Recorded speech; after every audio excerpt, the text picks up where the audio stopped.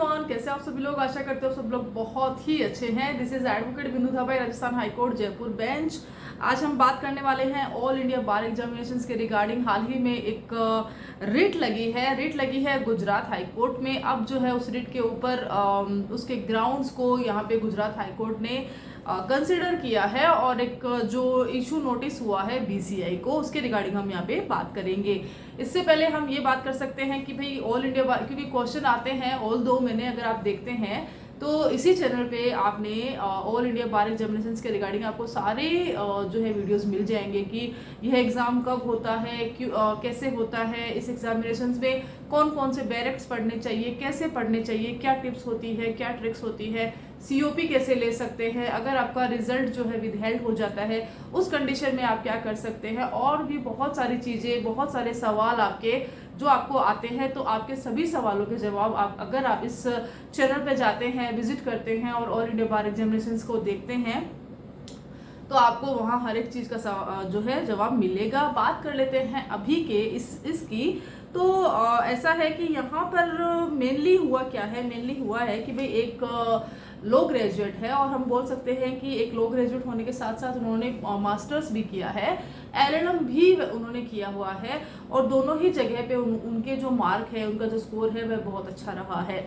अब यहाँ पर जो पिटिशनर है जिनका नाम है उर्वी आचार्य, जो कि पिटिशनर है यहाँ पे इस रिट में, उन्होंने भी ऑल इंडिया बार एग्जामिनेशंस 19 में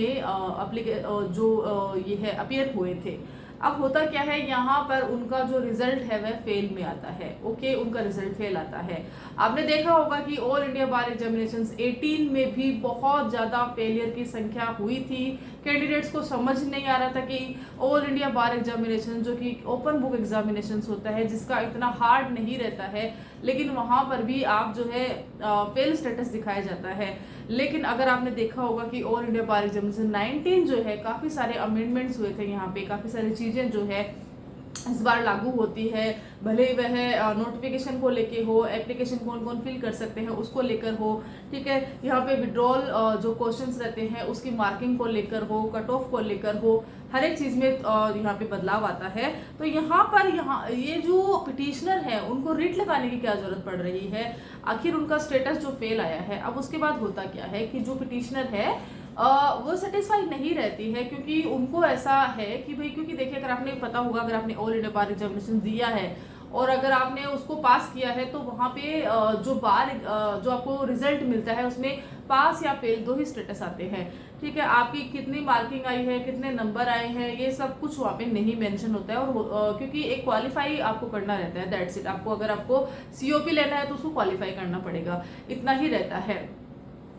अब यहाँ पर जो पिटिशनर है उनको ये रहता है कि भाई वो अगर उन्होंने लॉ में अच्छा मार्किंग उन्होंने ली है, अच्छे स्कोर के साथ उन्होंने अपना ग्रेजुएशन कंप्लीट किया है, उसके बाद में उन्होंने मास्टर्स किया है, जो कि अपने आप में बड़ी चीज़ है कि उन्होंने मास्टर्स भी एक अच्छे स्कोर के साथ किया है। अब उनके पास में एक लॉ का जो नॉलेज होता है बहुत ही अच्छा है, और ख़ास करके जब AIBE जो कि एक ओपन बुक एग्जामिनेशंस है, जो कि बिल्कुल अभी हाल ही में उन्होंने एलएलएम किया है, तो एकदम फ्रेश लो ग्रेजुएट्स भी हैं। अब जो है सिचुएशन ऐसी है कि वो है फेल हो जाते हैं। फेल होने के बाद में उनको यहाँ रहता है कि भाई फेल तो वो हो ही नहीं सकते, तो यहाँ पे वो अप्लाई करते हैं रीचेकिंग के लिए। अब रीचेकिंग का जो रिजल्ट आता है उसमें भी उनका जो स्टेटस है वह फेल आता है। और हाँ, इसमें हो सकता है बहुत सारे लोगों के साथ ये हुआ होगा, लेकिन यहाँ पर उनको अपनी योग्यता के आधार पर उनको लगता है कि नहीं, यहाँ पर कुछ तो है।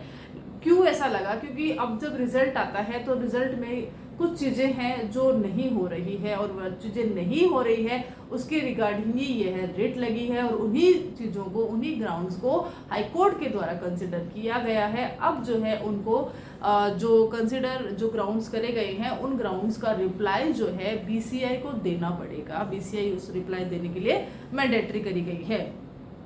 तो इशू आपके साथ मैंने यहाँ पे शेयर किया है। तो चलिए अब जान लेते हैं इसके बारे में कि भाई ये तो सब ठीक है, लेकिन अब यहाँ पर कौन सी ऐसे ग्राउंड्स है, कौन सी ऐसी चीज़ें हैं, कौन से ऐसे फैक्ट है जिन्होंने जो कि उन्होंने अपने रिट में लगाए हैं। बहुत ही बेसिक फैक्ट्स को मैं आपके साथ में यहाँ पे शेयर करूंगी, ताकि वीडियो लंबा ना हो और आपके पास जो है इस केस के रिगार्डिंग एक छोटा सा ब्रीफ आपके पास में पहुँच जाए।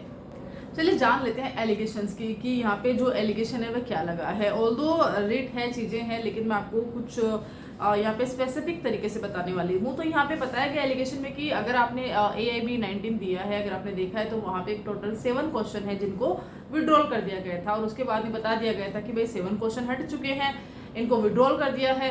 अब जो है 93 के हिसाब से आपकी पासिंग मार्किंग तय की जाएगी। अब यहाँ पर बताया गया है कि भाई 93 के हिसाब से हमारा जो है 42 का कट ऑफ वाला सीन होना चाहिए। जनरल कैटेगरी में ये पिटिशनर आ रहे हैं, ठीक है, ये बात हुई है। अब आपने देखा होगा कि ऑल इंडिया बार एग्जामिनेशन 18 में भी ऐसा ही हुआ था कि लास्ट में क्वेश्चंस डिलीट होते। ये भी एक क्वेश्चन है कि भाई अगर BCI जो है हर बार लास्ट 2-3 सालों का भी देखते हैं तो BCI क्वेश्चंस को डिलीट करती है। 1-2 क्वेश्चन नहीं, 7-8-10 क्वेश्चन तक डिलीट होते हैं।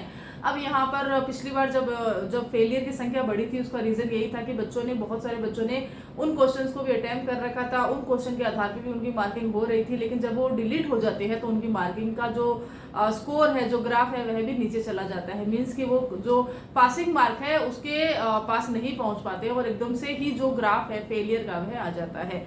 इस बार जब 19 होता है तो 19 में भी ऐसा ही होता है कि भाई उन्होंने बोला है कि हम आपको जो है यहाँ पे 93 के हिसाब से आपकी मार्किंग करी जाएगी, इस हिसाब से आपका ये चीज़ किया जाएगा। लेकिन जब रिजल्ट आता है रीचेकिंग का भी, वहां पर भी ट्रांसपेरेंसी नहीं है।